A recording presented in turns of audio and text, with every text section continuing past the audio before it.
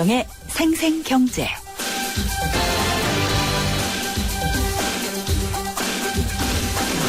안녕하세요. 김윤경입니다. 오늘 전국의 의사들이 흰 가운을 벗었습니다. 의료 민영화에 반대하는 집단 휴진에 들어가는데요. 14년 만의 일입니다. 정부 집계를 보면은 현재까지 휴진에 참여한 동네 병원은 전국의 한 30%에 불과하다고 하지만은요. 오늘 병원 갔다가 헛걸음하신 분들 꽤 계실 겁니다. 저도 병원에 들렀는데요. 글쎄 이걸 다행이라고 해야 될지는 모르겠지만 문을 열었길래 저는 불편함을 느끼지는 못했습니다. 하지만 마음 한구석은 불편합니다. 정부와 의사들이 이걸 대화로 풀 수 있는 문제는 아니었을까 하는 생각 때문인데요. 더 대화하지 않고 이제는 강경하게 법을 집행하겠다는 정부나 굳이 이렇게 환자들, 국민들을 불편하게까지 하는 의료업계 모두가 소통을 위한 소통은 하지 않고 있다. 이런 생각이 들었습니다. 소통은요. 상대방을 이해하는 쪽에서 해야지 자기 입장에서만 하면은 불가능합니다. 우리 사회에도 소통의 봄이 와야지 될 텐데 과연 언제나 올까요? 부는 바람도 여전히 차기만 합니다.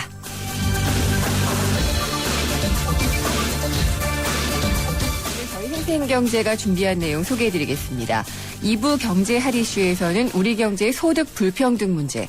이게 하루 이틀의 일은 아닙니다만은 최근 나온 흥미로운 보고 내용과 함께 살펴보도록 하겠고요. 3부에서는 사회이사 문제를 짚어보겠습니다. 대주주를 견제해야 될 사회이사들을 청와대나 검찰 출신들로 많이 앉히고 있는데 이래가지고 사회이사 제도가 제대로 정착이 되겠느냐 이런 지적이 많습니다. 김윤경의 생생경제 1부 시작합니다.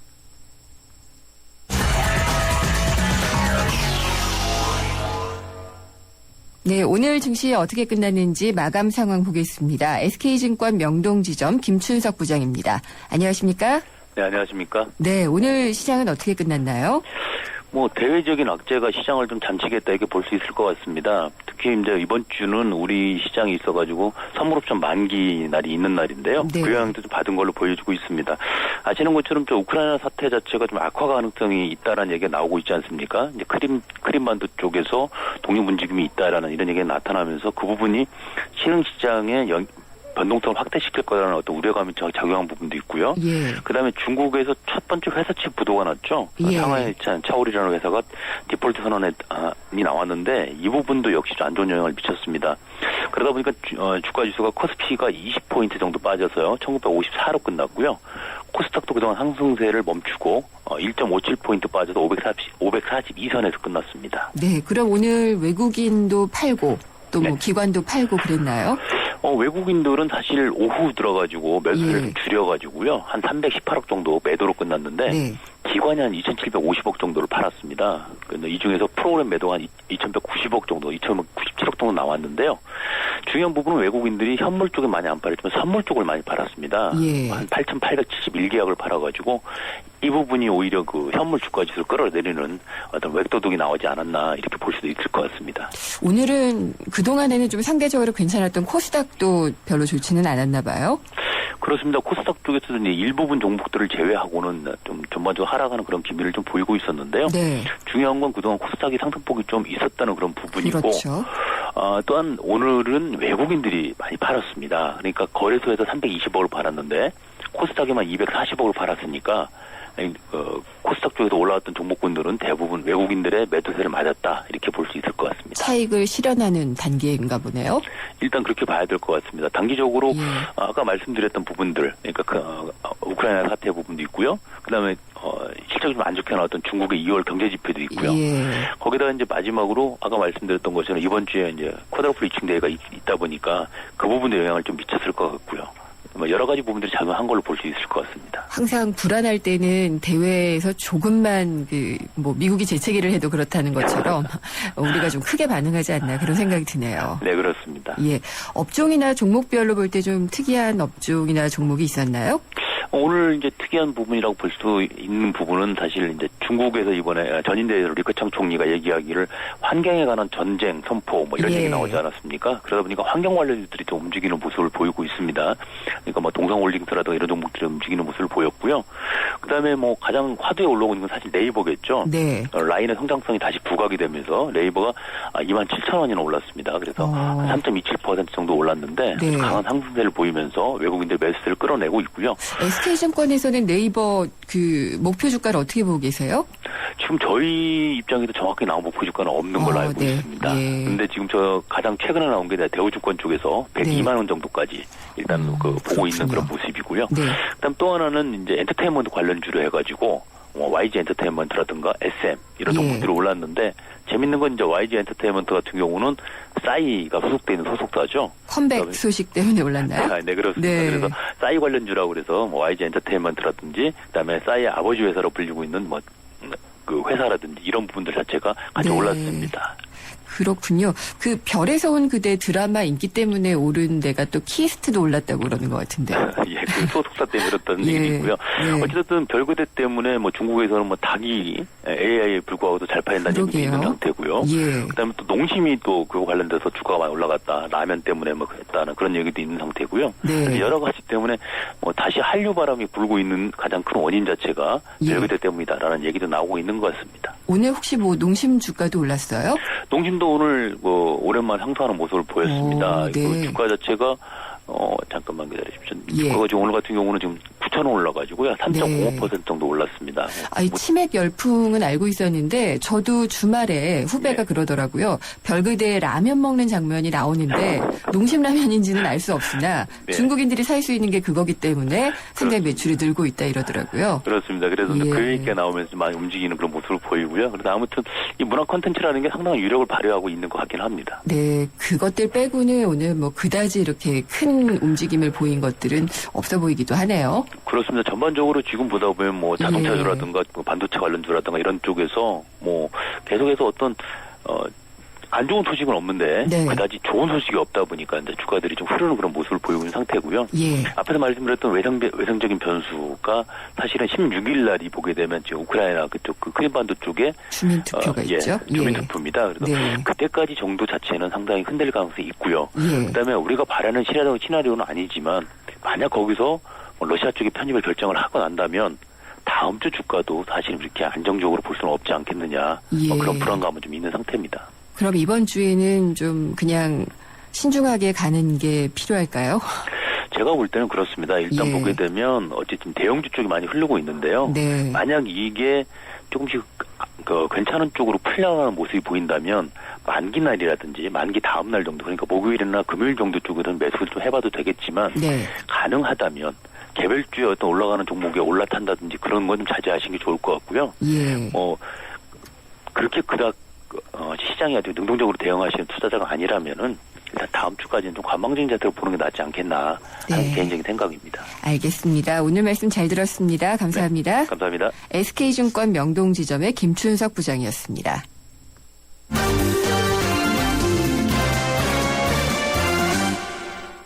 네, 오늘은 어떤 주요한 경제 뉴스들이 있었는지를 살펴보겠습니다. 한국일보 이성철 산업부장입니다. 안녕하십니까? 안녕하세요. 네, 개인정보 보호 대책이 오늘 다시 발표가 됐죠? 네, 지난번 이제 카드 사태 이후 예. 또 최근에는 또 KT에서도 1,000만 건 넘는 개인정보가 빠져나가는 그런 사고가 있습니다. 사실 뭐 비금융을 망라해서 지금 개인정보 유출 문제가 커다란 어떻게 보면은 우리 사회 시스템, 경제 시스템의 하나의 구멍으로 네. 지금 아주 부각이 되고 있는데 오늘 기획재정부, 금융위원회, 안전행정부, 미래창조과학부, 방송통신위원회, 금융감독원 이 각 부처 합동으로 개인정보 유출 방지 대책을 발표를 했습니다. 이제 주로 금융 분야에 대한 얘기인데요. 주요 내용을 보면 우선 금융기관하고 거래를 할 때 처음 거래 때만 주민번호를 수집을 하고요. 그 뒤부터는 주민번호를 따로 수집을 안 합니다. 신분증만 보여주면 이미 수집한 기록이 있기 때문에 추가적으로 할 필요가 없게 됩니다. 그리고 수집한 정보는 반드시 암호화를 해서 보관을 해야 됩니다. 네. 그리고 이 정보 수집할 때도 그거를 대상을 이름, 뭐 주민번호, 주소, 연락처 한 6개 내지 10개 필수 정보로 제한을 하고요. 요즘 보면은 이번에 이 카드 사태 때도 그랬습니다만 금융지주사 안의 계열사 정보를 뭐 다른 계열사가 막 활용하는 경우가 있는데 그런 것도 제한을 하게 됐습니다. 네. 그리고 정보 제공을 할 경우에 포괄적 동의가 아니라 꼭 동의를 받아야 되는 정보, 고객들로부터 선택적으로 받아야 되는 정보, 이걸 구분을 해서 그렇게 하도록 했고요. 또 금융거래가 종료가 되면은 정보는 3개월 내에 파기를 해야 됩니다. 그리고 원칙적으로 모든 정보는 5년이 지나면은 절대로 보관을 해서는 안 되는 쪽으로 했습니다. 네. 그리고 만약에 불법 유출된 고객 정보를 이용하면은 매출액의 지금은 1%까지 징벌적 과징금을 물이고 있는데 이걸 3%까지 늘리게 됩니다. 이거 사실 굉장한 금액이거든요. 만약에 불법 유출된 개인 정보를 활용해서 무슨 이 카드를 수집했다, 카드를 네. 모집했다 그러면 그 카드로 인한 발생 매출이 어마어마할 텐데 그거에 3%를 물린다는 거니까 잘못하면은 이 불법 유출 때문에 조그만 금융기관은 아예 도산할 수도 있는 그런 상황이 올 수도 있겠습니다. 만약에 이 법대로 적용을 한다면 말이죠. 뭐 사실 대부분 이미 조금씩 보도가 됐던 내용들이고 네. 또 소개가 됐던 내용들이기 때문에 또 이 대책에 대해서 일각에서는 뭐 재탕삼탕이다, 알맹이가 없다라고 얘기를 하고 있는데 뭐 갑자기 획기적인 대책이 나올 수는 없겠죠. 네. 다만 이렇게 발표된 대책이라도 제대로 지켜진다면은 뭐 상당한 도움이 되리라고 보여지는데 문제는 이런 게 잘 안 된다는 겁니다. 예. 암호화를 하라는 얘기도 사실은 뭐 처음 나온 얘기가 오래전부터 수집된 개인정보를 암호화해라라는 얘기가 한두 번 나온 게 아닌데 이번에도 얼마 전에 그 포스 단말기에서 빠져나간 개인정보 이런 거 보면 전혀 암호화가 안 돼 있거든요. 그러니까 이게 사실은 이 대책의 어떤 새로운 대책, 참신한 대책보다도 발표된 대책이라도 확실하게 지켜지는지 감시를 하고 이런 부분이 더 중요한 것이 아닌가 생각이 됩니다. 그리고 지금은 이제 뭐 금융상품을 가입할 때나 보면은요, 그냥 다 동의하도록 하잖아요. 네. 근데 앞으로 이걸 선택적으로만 동의를 해도 된다고 할 때 네. 이게 자세하게 안내가 될지 그것도 궁금해요. 그래서 뭐 예. 확실하게 그걸 설명하고 글씨 크기도 뭐 크게 하겠다라고 그래요? 예, 네. 하는데 이제 어떤 게 선택인지 네. 사실 하다 보면은 대부분 고객들은 그냥 자세히 읽어보기 귀찮으니까 그렇죠. 예. 다 그냥 예로 이제 동의를 하고 넘어가는 경우가 많은데 사실은 네. 그것도 구분을 해줘야 되겠죠. 그리고 이게 뭐 금융사뿐만이 아니라 사실 뭐 쇼핑몰이라든지 네, 네. 어디서든 어떻게 또 새나가고 있을지 몰라서요. 사실은 말이죠.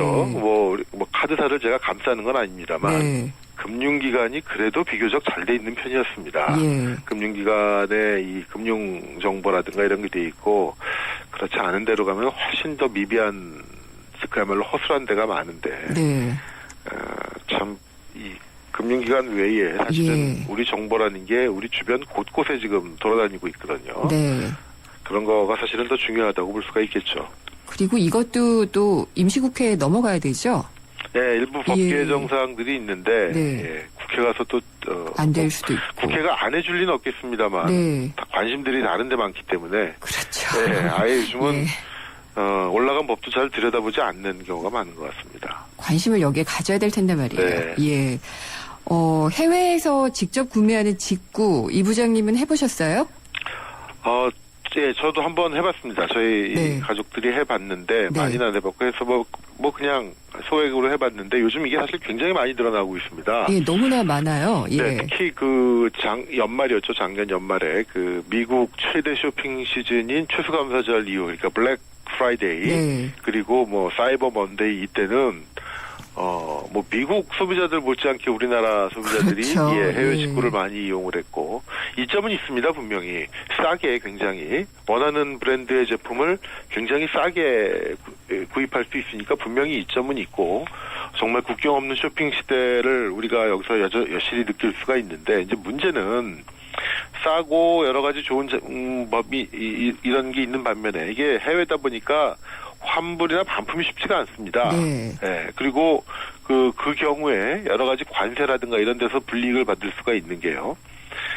지금 예컨대 그 물품 가격이라는 건 여기에 뭐 예컨대 물건값, 해당 상대 국내의 운송비, 부가가치세, 뭐 이런 거 다 해가지고 한 $150, 뭐 $200 정도 되면 이제 관세가 부과가 됩니다. 원칙적으로. 네. 근데 만약에 반품을 할 경우에는, 환불을 할 경우에는 이 관세도 돌려받아야 되는데 그게 잘 안 된다는 거죠. 실제로 이번에 한 그 소비자단체 조사를 보면 해외 구매 대행업체 11곳을 대상으로 조사를 해봤더니 홈페이지에 이 관세 환급과 관련된 정보를 제공한 곳이 한 3군데밖에 안 된다고 합니다. 네. 11곳 중에 8곳은 전혀 안내가 없고요. 또 이 3곳도 그냥 뭐 단순 변심으로 인한 반품 환불 시 뭐 관세 환급 불가 이 정도로만 표시가 돼 있다고 합니다. 네. 근데 사실 이거 관세 환급을 받으려면은 저쪽 판매자하고 협의를 해서 제품 환불을 진행한다는 무슨 수입 면장도 있어야 되고 반송 사유서도 있어야 되고 물품 목록 무슨 증빙 서류 같은 게 굉장히 많고 네. 관세사한테 수수료도 줘서 이렇게 절차를 밟아야 되고 하는 게 있기 때문에 사실 한 100불 뭐 남짓 200불 정도 되는 거 사면서 반품했다가 이거 하기가 배보다 배꼽이 더 클 수가 있거든요. 그렇죠. 예. 그렇기 때문에 현실적으로 반품 환불도 쉽지 않을 뿐더러 설령 된다 하더라도 거기에 부과되는 관세 환급 같은 게 훨씬 더 복잡하다는 겁니다. 근데 이걸 물론 할 수만 있다면 가장 좀 손쉽게 절차를 바꾸고 하면 좋겠습니다만 해외 직구 때문에 관세 환급 절차를 따로 간소화하기는 현실적으로 쉽지 않아 보이고요.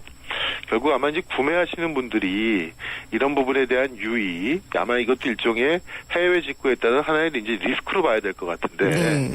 이 리스크를 감안을 해서 아마 해외 직구를 하셔야 되는 것이 아닌가.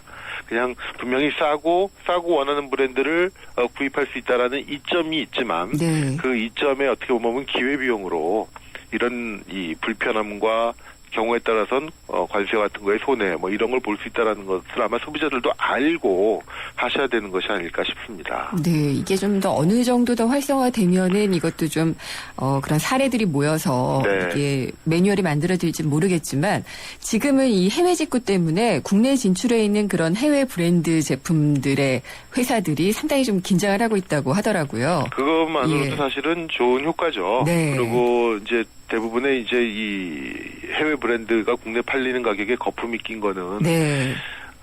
일종의 이제 뭐랄까요 로열티에 대한 거품 뭐 이런 것들이 포함된 건데 참고로 이제 병행 수입 같은 게 이제 활성화되면 네. 그런 해외 브랜드의 가격이 많이 떨어질 수가 있을 것이고 또 이런 해외 직구 같은 게 활성화되면 여러 거기 해외 브랜드 이른바 명품이라든가 특히 이런 거에 끼어 있는 그런 어떤 거품 요소를 네. 제거하는 뭐 하나의 중요한 자극제는 될 것으로 생각이 됩니다. 그럴 수 있을 것 같습니다.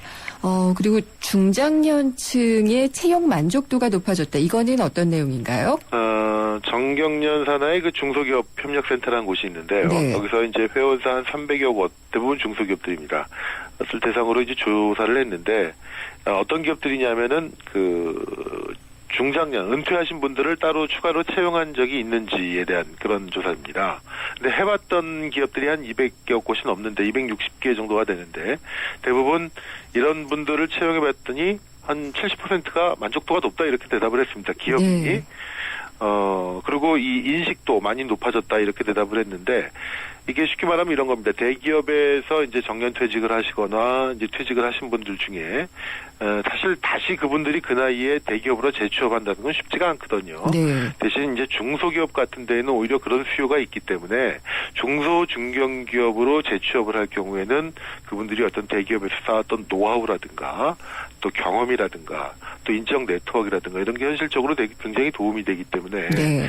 퇴직하신 분들한테도 도움이 되고 또 그런 분들이 필요한 이 중소중견기업들 때도 필요가 굉장히 도움이 되고 윈윈할 수 있는 방법인데 물론 대기업 다니다가 중소기업으로 다니면 그 소위 명함 효과가 좀 떨어지는 건 네. 분명히 있겠죠. 예. 급여도 좀 적을 거고 하지만 은퇴하신 분들한테는 뭐 일을 할 수 있고 소득을 지속적으로 창출한다는 것 자체가 중요하기 때문에 이런 게 좀 활성화되면 더 좋지 않을까라는 생각을 하게 됩니다. 네, 이런 실태조사는 좀 반갑네요. 예. 오늘 말씀 여기까지 들어야 될 것 같습니다. 감사합니다. 네. 한국일보 이성철 산업부장이었습니다.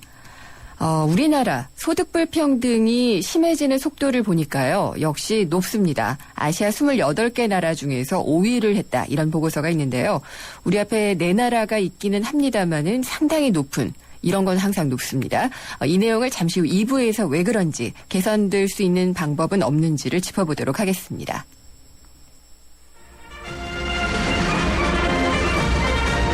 안녕하십니까. 오는 3월 14일 전국적으로 민방위 훈련이 실시됩니다. 오후 2시 사이렌이 울리면 15분간 주민 이동이 통제됩니다.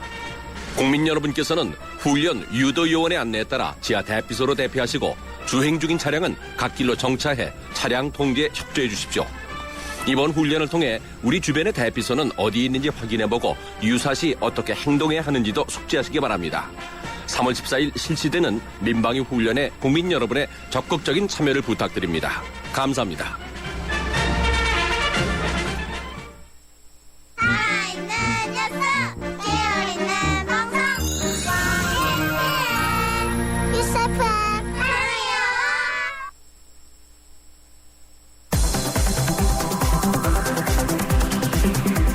한 걸음 더 경제와 가까워지는 오후 김윤경의 생생경제.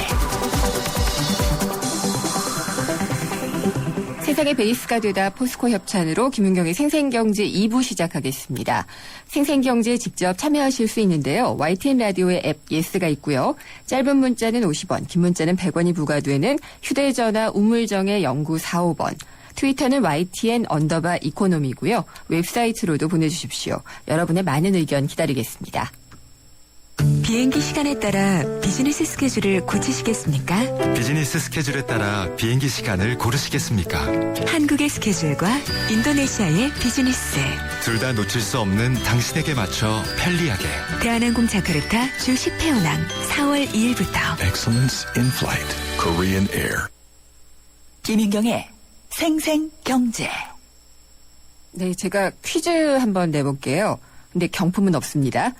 다음 세 가지의 공통점이 뭘까 한번 생각을 해봐 주시면 되는데요. 첫 번째, 중국, 인도네시아, 라오스, 스리랑카에 이어서 우리나라가 이 속도에서 아시아 5위를 했습니다. 그리고 두 번째 힌트인데요. 세계 경제 포럼인 다보스 포럼이 올해 보고서에서 앞으로 10년 동안 세계 경제의 가장 큰 위험 요인으로 이걸 짚었습니다. 그리고 세 번째요. 미국 오바마 대통령이 새 국정연설에서 이 문제를 해결하는데 의회가 만약에 방해를 한다면 독자적으로라도 나가겠다라고 엄포를 놨습니다. 어떠세요? 뭔지 좀 감이 잡히시나요? 안 잡히신다고요? 정답은 갈수록 심화하고 있는 소득 불균형, 소득 양극화 문제입니다. 이 문제 같이 얘기해 주실 분을 전화로 연결했습니다. LG경제연구원의 조영무 연구위원입니다. 안녕하십니까? 네, 안녕하십니까. 제가 이렇게 퀴즈 내면 좀 어렵나요? 굉장히 어려운 것 같네요. 아, 그래요? 너무 교과서적으로 제가 냈던 것 같아요. 예, 사례를 중심으로 냈으면 좀 달랐을까요? 네. 네. 근데 어쨌든 이게 항상 우리는 안 좋은 건 수위를 달립니다.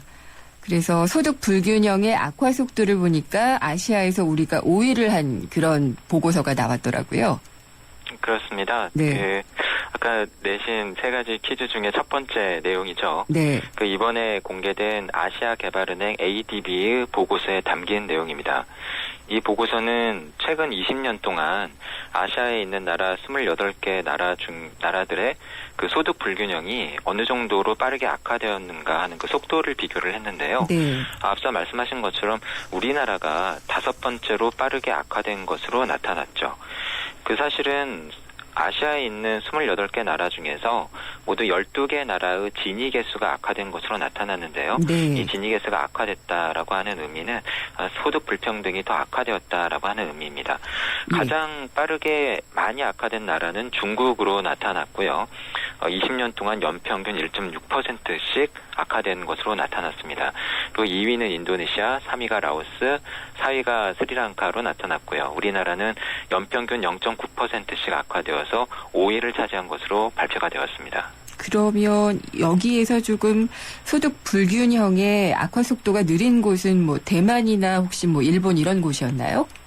그렇습니다. 아무래도 예. 이미 경제의 발전 속도가 빨랐던 나라들이 이 순위에서 상대적으로 낮게 나타났고요. 네. 그럼에도 불구하고 우리나라는 뭐 인도네시아, 뭐 라오스, 뭐 스리랑카 이런 나라들에 비해서는 상대적으로 경제 발전 속도가 높은 축에 속하는데도 그 순위가 높다라고 하는 점에서 다소 우려스러운 대목으로 해석되고 있습니다. 네.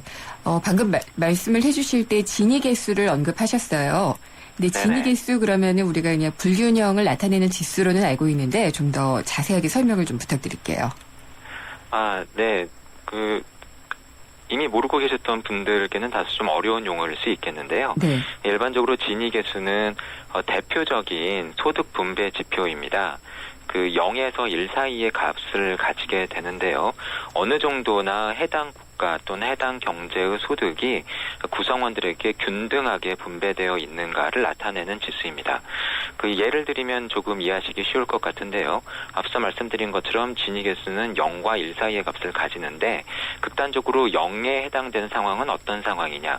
모두가 균등하게 공평하게 소득을 가지고 있는 상황입니다. 그래서 소득 하위 1%가 소득의 1%, 그리고 소득 하위 10%가 전체 소득의 10%를 가지는 경우가 그 예가 될 수가 있겠죠. 반면에 1이라고 하는 극단적인 상황은 어느 한 사회의 모든 부가 단 한 사람에게 집중되어 있는 상황입니다. 뭐 독재 국가 같은 경우가 이러한 상황에 가까울 수가 있겠는데요. 네. 그러면서 이 진위 개수 수치가 높다라고 하는 것은 상당히 바람직하지 않은 상황이라고 할 수 있겠죠. 네. 우리나라 같은 경우에는 지난 2012년 기준으로 이 진위 개수의 수치가 0.353 정도로 나타났는데요. 2010년 기준으로 선진국 국가들의 클럽이라고 불리는 OECD 회원국의 평균치는 약 0.314 정도였고요. 비교를 해보면 우리나라는 OECD 국가 안에서도 다소 그 수준이 높은 수준이다. 그리고 1990년대에 그 수준이 0.2의 중반 정도였던 것과 비교를 해보면 지속적으로 상황이 악화되고 있는 것으로 파악이 되고 있습니다. 경제는 성장을 하고 있는데 소득의 불평등, 불균형은 더 심해졌다. 이렇게 이해를 해야지 되겠네요. 그렇습니다. 네. 또 비슷한 내용으로 여러 가지 보고서가 나왔는데 얼마 전에 유엔 개발계획 보고서도 이런 내용으로 나왔던 것 같아요. 네, 상당히 유사한 보고서를 유엔 개발계획이라고 하는 기구에서도 발표를 했었죠. 역시 개발도상국들의 소득 불균형 정도를 1990년에서 2010년까지 20년 동안의 기간 동안 비교를 했는데요. 평균적으로 11% 정도 소득 불균형이 증가했다라고 발표가 되었고요. 다른 해석으로는 이 나라들의 국민 75% 이상이 1990년대와 비교를 해볼 때 2010년 상황에서 소득이 더 불평등한 상황에 살고 있다라고 덧붙였습니다. 앞서 말씀드린 것처럼 소득 불균형이 가장 심한 국가군으로 중국, 인도와 같이 경제 성장률이 높았고 국부를 많이 늘렸지만 부가 공평하게 분배되지 않은 나라들이 지목이 되었고요. 이 보고서에서는 주요 개발도상국들의 경제 발전이 소득 격차를 줄인 것이 아니라 오히려 악화시켰다고 지적을 했습니다. 네. 근데 이렇게 되는 이유는 뭘까요? 성장은 하고 있는데 보통 이제 전체적으로 성장을 하게 되면은 낙수 효과라고 하잖아요. 그런 네네. 것들이 나타나면서 전체적으로 부가 고르게 분배될 수 있다. 이런 주장도 있는데 이렇게 불평등이 악화되고 있는 이유요. 몇 가지 지금 해석들이 나오고 있습니다. 네. 우선 앞서 말씀드렸던 아시아개발은행 ADB는 그 해당 보고서에서 기술 발전, 세계화, 시장 중심의 개혁 이런 것들이 아시아의 고속 성장을 이끌었다라고 설명을 하면서도 동시에 국민 소득 중에서 노동소득 한 한마디로 실제로 일을 해서 돈을 버시는 분들, 이러한 계층에게 돌아가는 소득의 비중이 낮아지는 결과를 초래를 하면서 분배 구조에 악영향을 주었다라고 진단을 했고요. 그리고 이쪽 해당 연구에서 상당히 많이 알려지신 토마스 피케티라고 하는 파리 경제대학교의 교수님이 계신데요. 네. 이분께서는 이러한 빈부격차가 나타나는 원인을 자본에 대한 접근성의 차이에서 찾고 계십니다. 한마디로 여기서 자본이라고 하는 것은 부동산이나 주식과 같은 그러한 부를 이야기를 하는데요. 네. 이러한 자본에 대해서 분배되어지는 수익의 증가 속도가 예. 평균적인 경제 성장률보다도 더 빠르다. 그래서 이러한 부동산이나 주식과 같은 자본을 가진 사람들이 경제 성장률에 기대서 소득을 늘릴 수밖에 없는 일반 노동자 계층보다도 소득이 더 빨리 늘고 있는 것으로 보인다라고 해석을 하시고 계십니다. 그러면은 우리가 쉽게 얘기하는 부익부, 빈익빈, 돈이 돈을 낳는다, 뭐 이런 말들이 지금 현재 벌어지고 있다는 그런 얘기네요. 그렇습니다. 그것과 관련해서 사실은 더 우려되는 대목이 앞서 말씀하신 것처럼 부익부 빈익빈이 계속적으로 이어지고 있다. 예. 특히 이러한 소득 격차가 교육 자원에 대한 제공이라든가 교육 기회의 격차로 이어지고 있어서 소득 계층 간의 학력과 기술 격차를 유발을 하고 네. 소득 격차가 대물림되는 경향이 전 세계적으로 나타나고 있다라고 하는 점이 우려스러운 대목으로 지금 지적들이 되고 있습니다. 예, 저도 이 말씀하니까 딱 떠오르는데 우리나라가 예전에는 교육이라는 게 신분 상승의 사다리 역할을 했잖아요. 그렇습니다. 이제는 더 이상 그렇지 못하다는 생각이 들 때가 많이 있더라고요. 네, 그렇죠. 예. 네. 그래서 아무래도 이제 오바마 대통령 같은 경우에도 새 국정연설에서 소득 불균형 문제, 최저임금 인상 문제를 아주 강하게 언급을 했던 것 같고요. 또 유럽도 이 고민을 하고 있다고 하던데요. 그렇습니다. 관련된 연구에 의하면 2012년 기준으로 미국 인구 중에서 상위 10%가 벌어들인 소득이 미국 전체 소득의 절반을 넘어선 것으로 나타났고요. 네. 국제 빈민구호단체 중에서 옥스팜이라고 하는 곳에서 발표한 보고서에 의하면 네. 세계 부자 상위 85명이 가진 재산이 약 1,732조 원에 달해서 빈민층 35억 명이 가진 재산과 비슷한 규모라고 밝혔습니다. 85명이요? 그렇습니다. 네. 그래서 전 세계적으로도 아주 극소수의 사람들이 35억 명에 달하는 굉장히 많은 사람들이 가진 재산과 비슷한 규모의 재산을 이렇게 차지하고 있는 것으로 나타나고 있다고 하는 것이죠. 네. 그래서 이런 맥락에서 올해 초에 월스트리트 저널은 미국이 지금 직면하고 있는 빈부격차 문제가 심화될 경우에 이것이 미국의 정치 분열로 이어질 수 있다고 경고를 한 바 있고요. 공교롭게 같은 날 공개되었던 스위스 다보스 포럼의 연구 결과에 의하면 향후 세계 경제를 위협할 10대 불안 요소를 발표를 하면서 소득 불균형이 그중에서 4위다라고 지적을 한 바 있습니다. 네. 그냥 이렇게 말하면 잘 안 들어오겠지만 사실 이렇게 나는 아무리 열심히 일해도 가난하고 부자들은 정말 가만히 있어도 불로소득으로 부자가 되고 그렇게 된다면은 사회적인 적대감이 상당히 심해지면서 불안해지겠죠. 그러니까 그렇습니다. 정치적으로도 상당히 문제가 될 수 있을 거라고 보여지는데 아까 말씀하신 교육, 이게 상당히 좀 교육의 동등한 권리 이런 게 보장이 되는 게 중요할 테지만 이것 말고도 또 어떤 처방전이 있을까요? 네, 앞서 말씀하신 것처럼 선진국이라고 불리죠. 미국과 유럽에서도 이러한 소득 불평등 문제가 심각한 문제로 지금 지적이 되고 있기 때문에 다각도로 그 대책을 내놓으려고 애쓰고 있고요.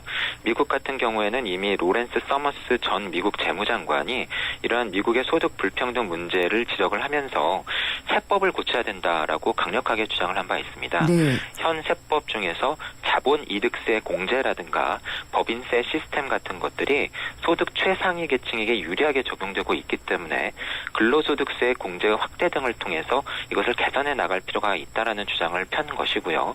반면에 유럽이라든가 EU 같은 쪽에서는 조금 다른 접근을 하고 있는데요. 네. 청년 실업 해소를 위해서 천문학적인 예산을 쏟아붓고 있습니다. 그래서 올해부터 2020년까지 80억 유로, 우리 돈으로 11조 원에 해당되는 예산을 청년 실업 해소를 위해서 쓰겠다라고 밝히고 있고요. 또 다른 측면으로는 최저임금 인상을 위해서 지금 노력을 하고 있습니다. 네. 영국 정부는 최저임금을 10% 인상하겠다라고 밝히고 있고요. 최저임금이라고 하는 제도 자체가 아예 없던 독일도 2016년까지 최저임금 제도를 도입하는 방안을 검토하겠다라고 나서고 있습니다. 우리 정부는 고민을 좀 하고 있는 것 같나요? 어떠세요? 그것과 관련해서 뭐 최근에 발표되었던 경제혁신 3개년 계획에 이러한 그 소득 양극화 대책이 충분히 담겼다, 그렇지 못하다라고 하는 논란이 제기된 바가 있었는데요. 일단 이 대책에 담긴 내용은 직접적으로 소득 양극화를 해소하기 위해서 노력한다라는 접근보다는 경제 구조 혁신, 그리고 우리 경제의 공급 능력 확충을 통해서 효율적인 재정, 일자리를 확대하고 이러한 방법을 통해서 그 상황을 개선시켜 나가겠다라고 하는 접근을 택하고 있고요. 그래서 구체적으로 정부 부채 문제, 공기업 구조 개혁, 그리고 비정상적이고 불합리한 지출 조정, 이런 것들을 통해서 경제를 성장시키고 그 과실을 제조업에서 비제조업, 그리고 수출에서 내수 등으로 확산시키겠다라고 일단 입장을 밝히고 있습니다. 중요한 것은 일단 정책이 발표가 되었기 때문에 뭐 평가가 엇갈리더라도 발표된 대책의 그 유효성을 높여나가는 것이 중요하지 않을까 하고 생각이 됩니다. 그렇게 됐으면 하는 바람입니다. 오늘 말씀 잘 들었습니다. 감사합니다. 네, 감사합니다. LG경제연구원의 조영무 연구위원이었습니다. 생생경제를 다양하게 만나는 방법. YTN 라디오 앱 예스와 웹사이트 김윤경의 생생경제 또는 트위터 YTN_이코노미로 실시간 듣기와 다시 듣기를 하실 수 있고 방송 내용에 대한 문의와 의견을 주실 수 있습니다.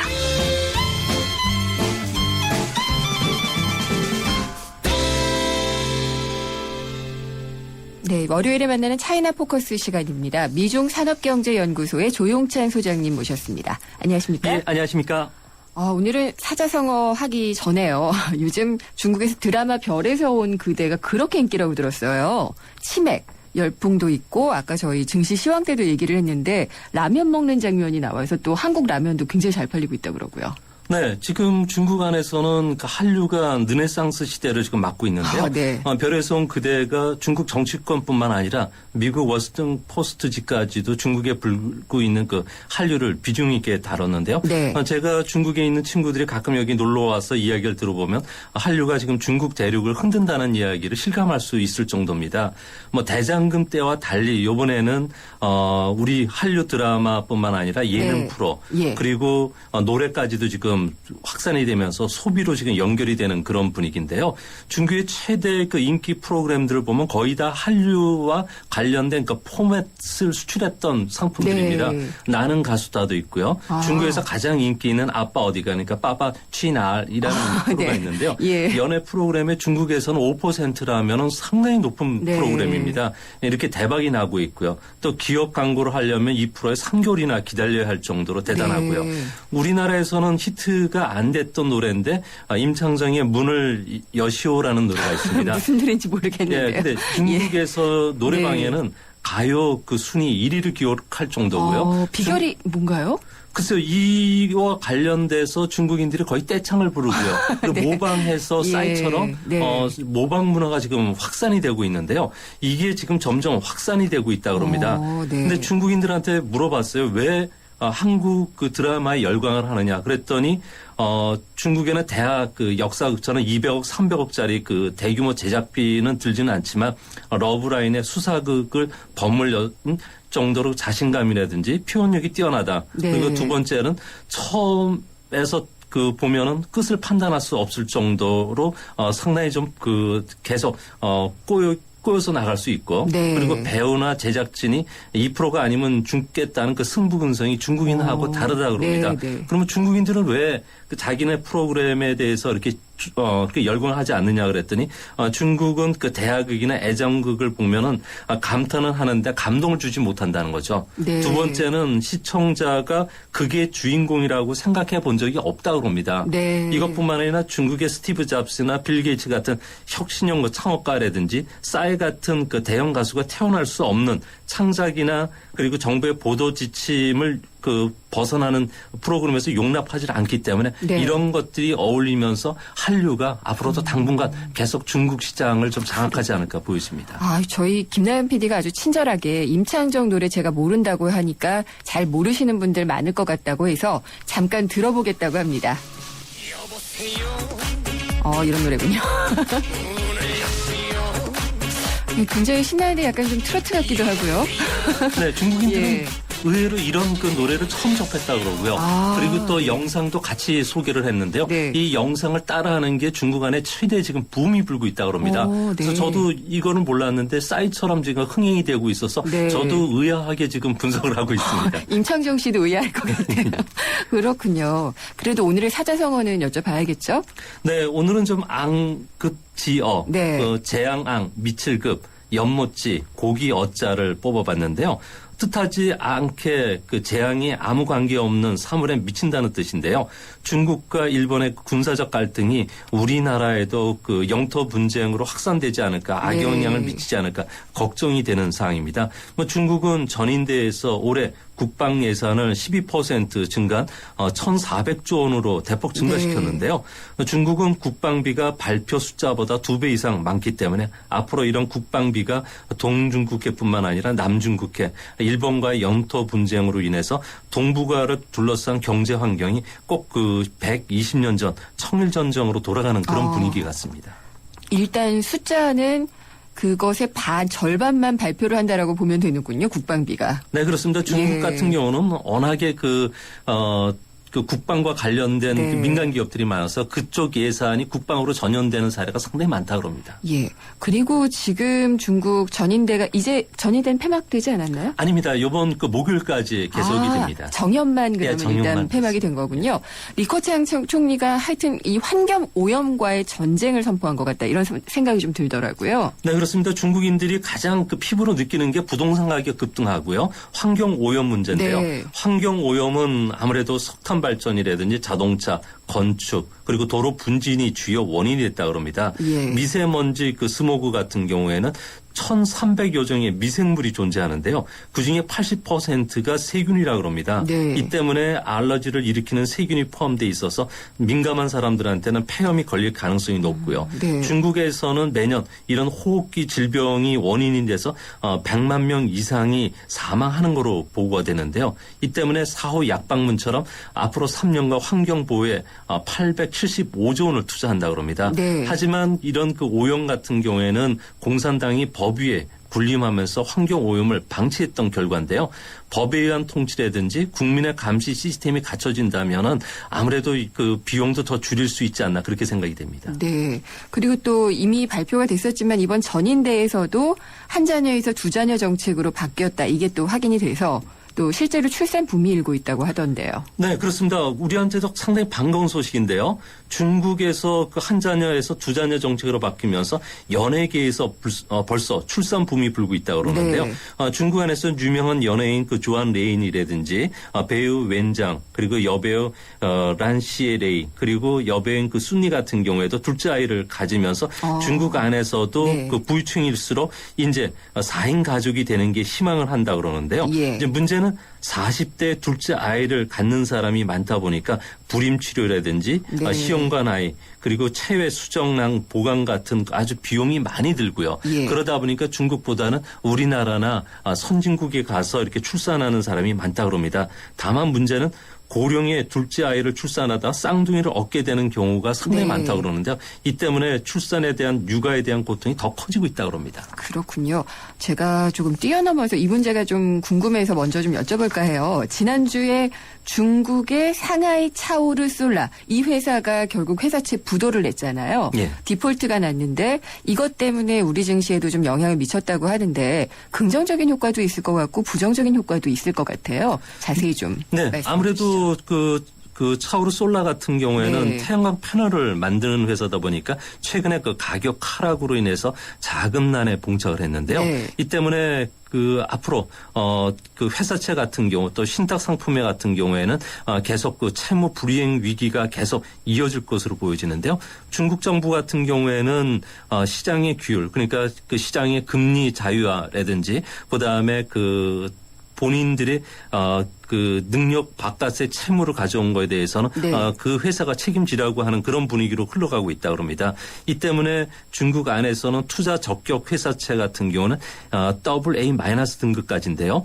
현재는 7.7%까지 상승했고요. 네. 이 이하 그 투기 등급채들 같은 경우에는 회사채가 20% 가까이 상승을 했는데요. 앞으로 돌아올 그림자 금융과 관련된 이재 상품의 그 상환 그 금액이 올해 600조 원에 달한다 그럽니다. 네. 이 때문에 태양광과 관련된 재생에너지 관련 기업뿐만 아니라 최근에 그 폭발적인 설비 투자하고 있는 LED 예. 그리고 환경업체, 부동산 개발, 자원, 조선, 비철금속, 소재 같은 경우에도 한동안 신용위험은 계속될 것으로 보여지고요.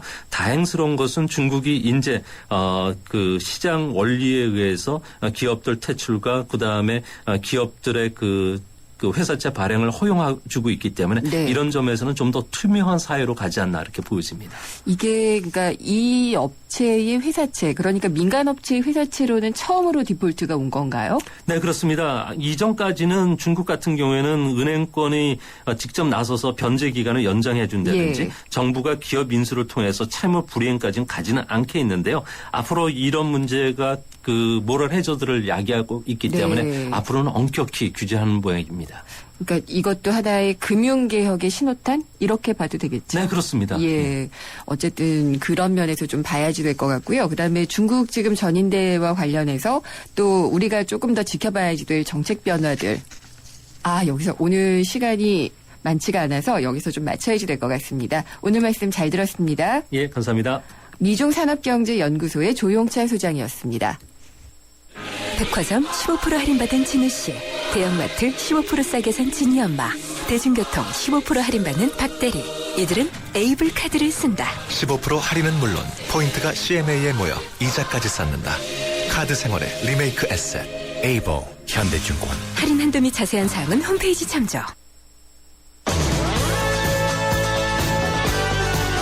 대주주들이 마음대로 하지 못하도록 견제하고 감시해야 될 자리가 사회이사 자리입니다. 그런데 청와대나 검찰 출신들이 여기 많이 왔다고 하는데 그래서 제대로 노릇을 할 수 있겠나 이런 지적이 많이 있어서 3부에서 자세히 알아보도록 하겠습니다. 그리고 오늘부터요. 한뼘경제 대신에 멜로디경제라는 봄맞이 코너가 마련이 됐습니다. 꽃샘추위가 물러나면 본격적으로 따뜻해지고 또 나른해질 텐데요. 오후에 가벼운 노래 한 곡과 또 그 속에서 경제 얘기를 풀어볼 수 있는 시간입니다. 기대해 주시고요. 4시 뉴스 듣고 생생경제 3부에서 뵙겠습니다.